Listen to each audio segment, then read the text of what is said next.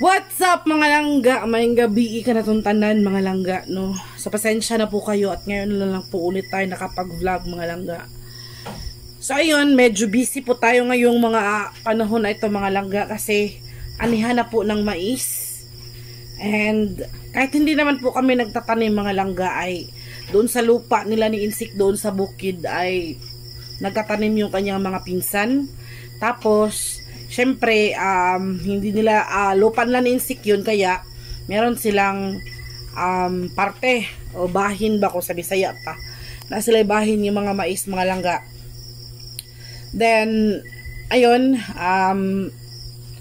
busy sa pag-harvest and sa paghakot kasi sobrang bukid po kasi mga langga, kaya mahirap pong dalhin dito sa sentro. And then pagkadating dito mga langga, pinapaksian ni Papa and ako naman yung maglulubo. Kami naman ni Insik mga langga.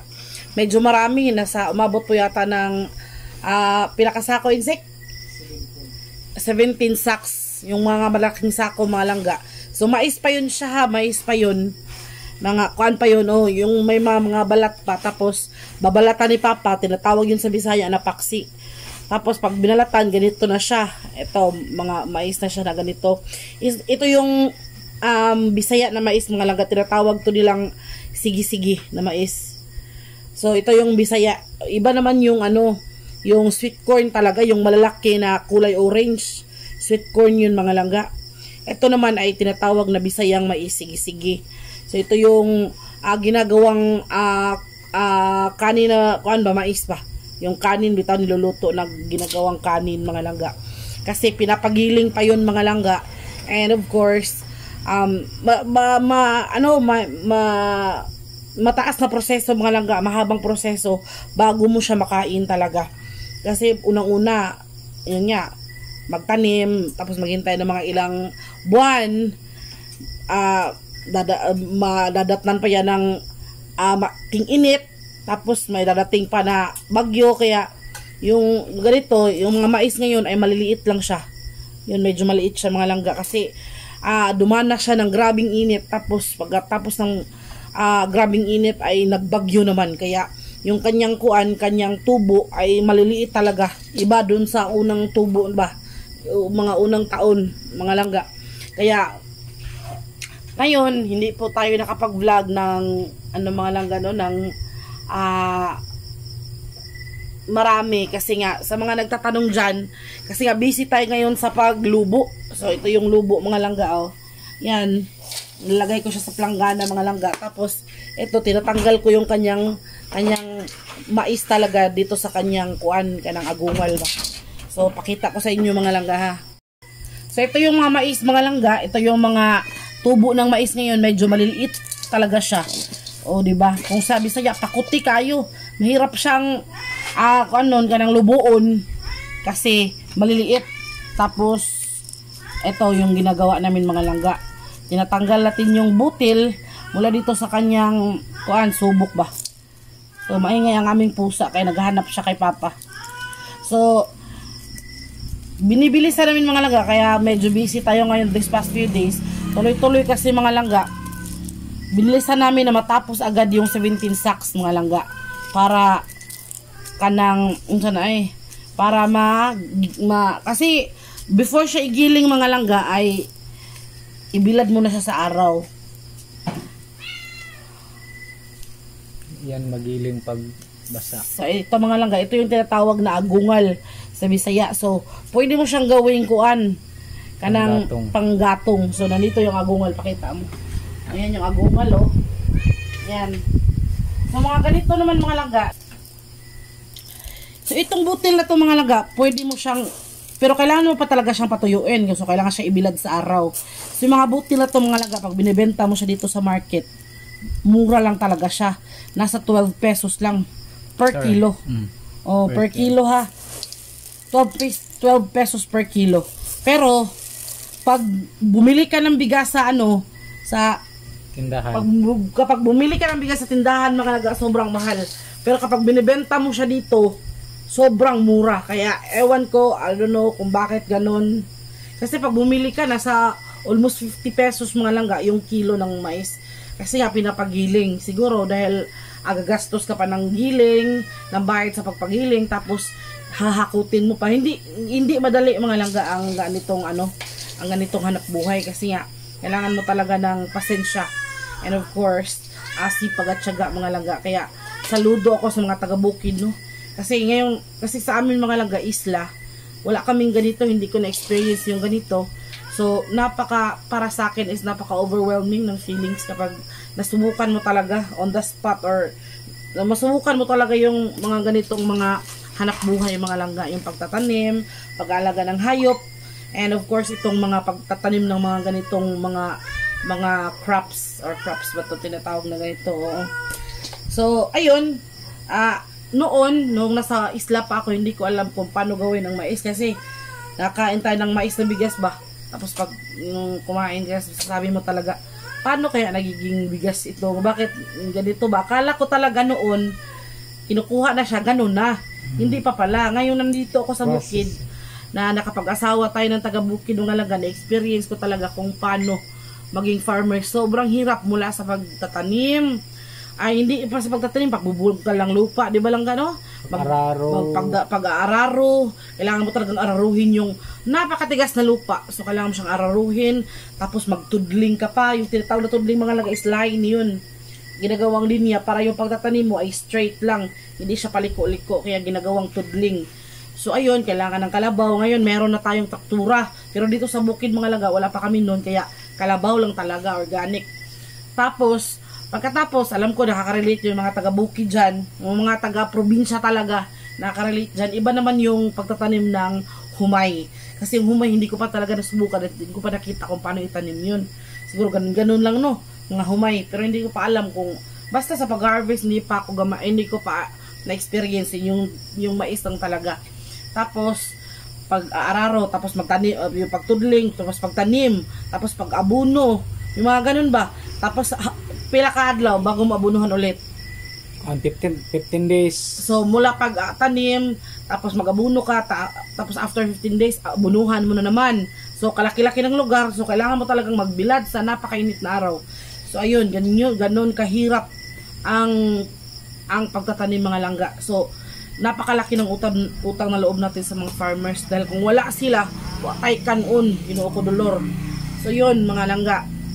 Kaya medyo tayo ngayon, medyo busy kasi kami lang tatlo dito mga langga yung nagtulong-tulong. Supposed to be itong mais pagkatapos namin tong ipagiling marami ang magpaparte-parte. 8, bali 8 kasi 8 yung kapatid ni mama. Tapos lupa nila yun. Pero kami lang yung mga langga kasi mga busy din sila. Tapos kami yung nandito sa bukid kaya meron naman din kaming parte nito kaya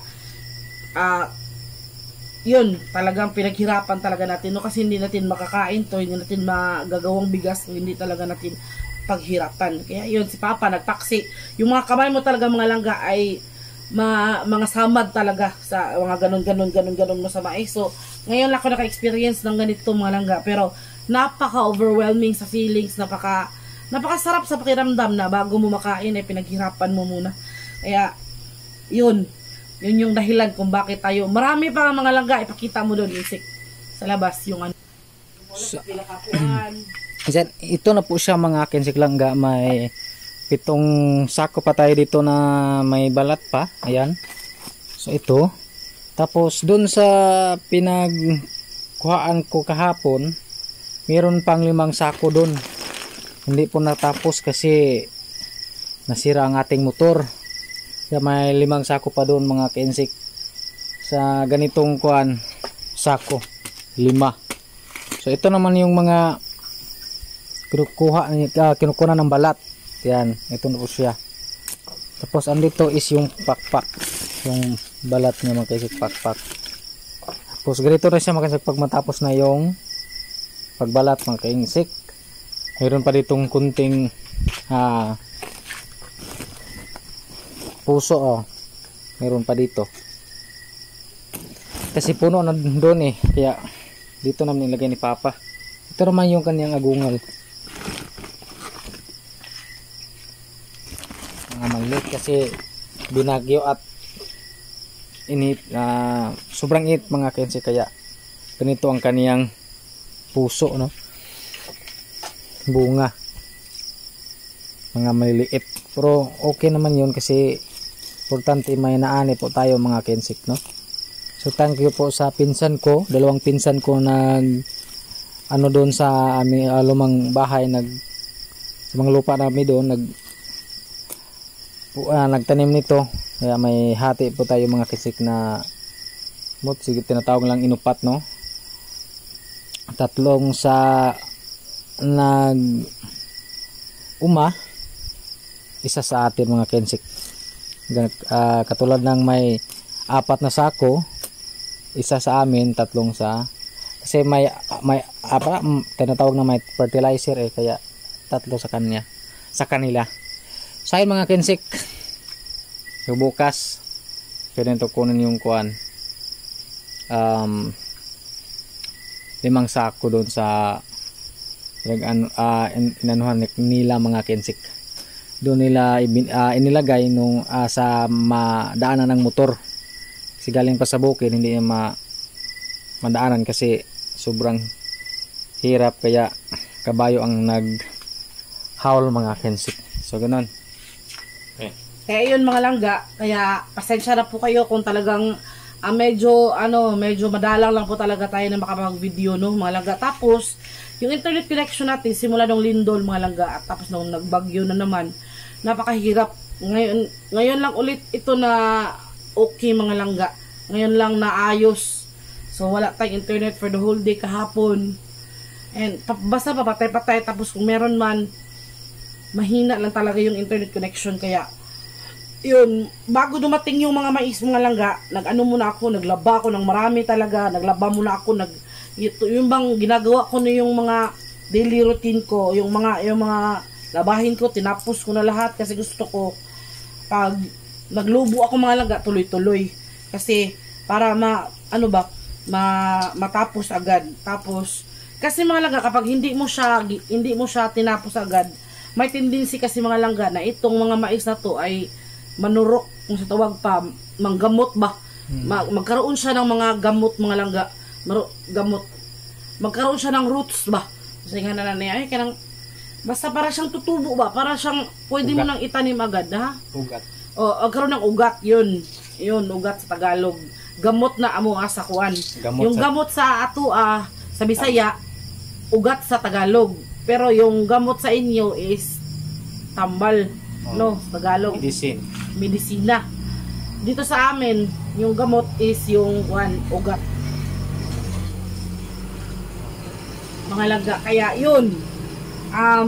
Medyo madami-dami na din ang aking mga nalubo mga langga. Meron tayong isang sako doon na pwede na siyang itanim. Pwede na siyang ibilad mga langga. Kaso lang yung panahon ay paiba-iba. Kapag nag-ready na kami ng pagbibilad, magdampog na naman or cloudy na naman, parang uulan na naman, kaya hindi na naman matuloy yung pagbibilad. Pero at least ang importante is matapos yung paglubo mga langga.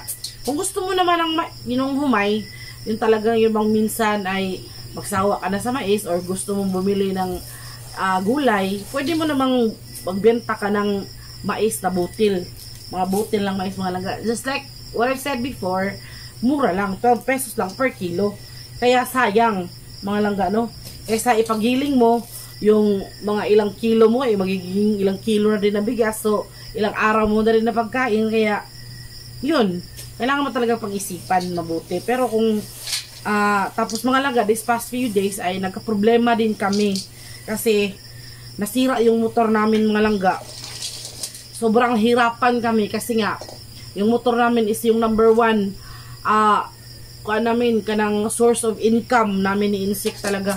Kung wala kaming motor mga langga, I don't know, siguro malunusan siguro. Hindi malunusan kaya may mais naman. Pero maghirap-hirap talaga, siguradong mahirapan talaga kami mga langga kasi yung motorsiklo namin. I would like to take the privilege to thank you to Ma'am Adelina Felices Ibanez, kasi siya talaga yung, sana marinig mo to, makita mo to Ma'am Adelina, kasi siya talaga yung dahilan kung bakit nagkaroon kami ng eruption. So yung motor namin mga langga, pinangalanan namin na eruption kasi alam mo naman si eruption, macho kuan ka ng malakas and yun bang, yun ba, para maging malakas din ang motorsiklo ba, yun yung kasi yung paniniwala namin. Kaya yun, nagpapasalamat talaga ako sa kanya mga langga na binilhan niya kami ng motor kahit second hand mga langga, pero napakalaking tulong na po sa amin nun. Kasi yun yung source of income namin ni Insik, kasi si Insik nga ay nag habal-habal driver. So kung wala siya, wala yung habal-habal drive, wala yung motor, sobrang hirap. Kaya nung nasira yung motor namin mga langga, tapos pina-check up namin doon sa yung nag-aayos talaga ng motor, medyo malaki-laki yung gagastusin.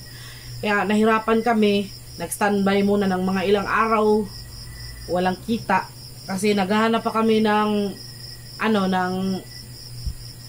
pera para yun nga pang paayos ng motor. So sana siguro pag nakasahod tayo, no,